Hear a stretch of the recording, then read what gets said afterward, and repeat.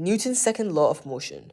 Now, Newton's second law of motion states that the acceleration of an object is directly proportional to the resultant force acting on it and inversely proportional to the object's mass. This means that the greater the force on the object, the greater the acceleration. So it is directly proportional provided that the mass of the object remains constant.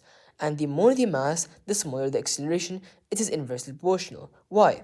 Because let's imagine an object. Now, if we have an object, the more force we push the object with, the greater the object will accelerate, okay? The more force you kick a ball with, the further the ball is gonna go. But mass, when we're talking about the mass, we said mass is the amount of matter in an object at rest relative to the observer. And the greater the mass of the object, the harder it is to speed it up, slow it down, or change its direction. So of course, the harder it is to speed it up and slow it down, this means the smaller acceleration it will have when it has a higher mass.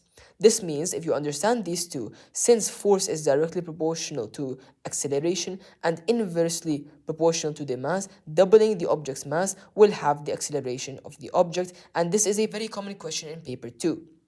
Now, if we want to calculate Newton's second law, okay, we know that force is directly with acceleration and inversely with mass. So force is equal to, or resultant force is equal to mass times acceleration. Okay, force is equal to mass times acceleration. Force is measured in Newton, mass is in kilograms, and acceleration is in meters per second squared. So if you want to find mass, mass is equal to force over acceleration, and if you want to find acceleration, acceleration is force over mass.